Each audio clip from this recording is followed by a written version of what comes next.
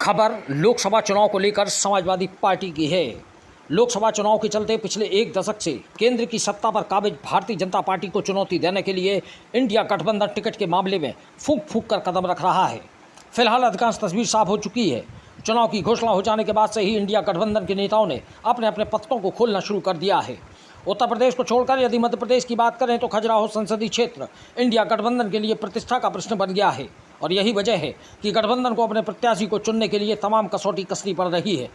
हालांकि इस सीट पर सबसे प्रबल दावेदार के रूप में झांसी जिले की गरौठा विधानसभा क्षेत्र से समाजवादी पार्टी से 2 बार विधायक रहे दीपनारायण सिंह यादव का नाम तेजी के साथ सामने आया है। अंदर खाने की सूत्रों की माने तो दीपनारायण सिंह यादव के लंबे राजनीतिक अनुभव को देखते हुए इंडिया गठबंधन और खासतौर पर समाजवादी पार्टी उन पर दाव लगाने के लिए पूरी तरह से तैयार दिख रही है।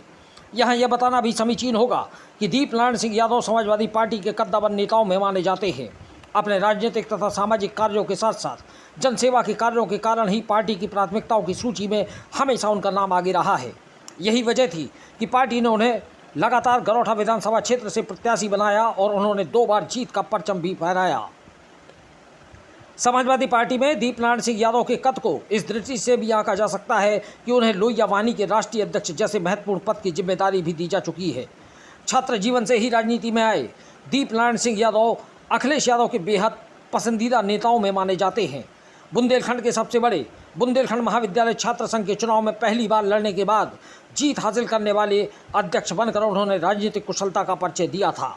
इसके बाद उन्होंने सहकारिता की ओर रुख किया और जिला सहकारी बैंक के अध्यक्ष पद पर लगातार 2 बार काबिज होकर अपने कुशल राजनीतिक होने का प्रमाण दिया।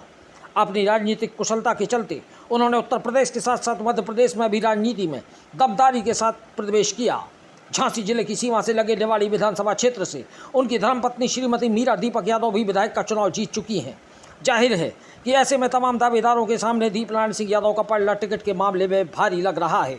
खास बात यह है कि समाजवादी पार्टी ने उन्हें जब मध्य प्रदेश के पार्टी के प्रदेश अध्यक्ष पद से नवाजा था तब उन्होंने अपनी राजनीतिक कुशलता से पार्टी का जनाधार मध्य प्रदेश में बढ़ाने में कामयाबी हासिल कर ली थी। यही वजह थी कि समाजवादी पार्टी ने उनकी धर्मपत्नी मीरा को निवाड़ी विधानसभा क्षेत्र से चुनाव लड़ाया था और उन्होंने जीत हासिल की थी। कुल मिलाकर खजुराहो संसदीय क्षेत्र की बात करें तो इंडिया गठबंधन में समाजवादी पार्टी सीट पर अपना प्रत्याशी उतारने के लिए तैयार है और टिकट के दावेदारों में दीपनारायण सिंह यादव फिलहाल आगे की पंक्ति में खड़े दिखाई दे रहे हैं। हालांकि समाजवादी पार्टी के सूत्रों का कहना था कि दीपनारायण सिंह यादव ने खजुराहो सीट से टिकट के लिए दावेदारी नहीं की थी। इसके पीछे भी एक राजनीतिक घटनाक्रम तेजी के साथ घटा। दरअसल मध्य प्रदेश के लोकसभा सीटों के लिए जब टिकट का बंटवारा हो रहा था तब खास तौर पर टीकमगढ़ सीट पर इंडिया गठबंधन के नेताओं के बीच लगभग तय हो चुका था कि टीकमगढ़ सीट पर साइकिल के चुनाव चिन्ह पर चुनाव लड़ा जाएगा, जबकि दीपनारायण सिंह यादव को खजुराहो से कांग्रेस के चुनाव चिन्ह पर चुनाव लड़ाया जाएगा। लेकिन बाद में इस पर सर्वसहमति नहीं बन सकी। इस बीच तेजी के साथ घटे राजनीतिक घटनाक्रम के चलते खजुराहो संसदीय सीट पर समाजवादी पार्टी ने प्रत्याशी के रूप में नाम की घोषणा कर दी, लेकिन पार्टी के अन्य नेता घोषित प्रत्याशी के समर्थन में नहीं दिखाई दिए।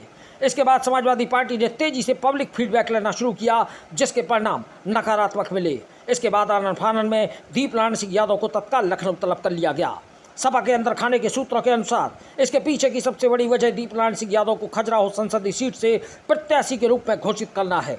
इसलिए आनन फानन में उन्हें लखनऊ बुला लिया गया है। देर शाम या कल तक यदि उनके नाम की घोषणा हो जाती है तो शायद कोई अतिशयोक्ति नहीं होगी। झांसी से दीप न्यूज़ के लिए दीपक चंदेल की रिपोर्ट।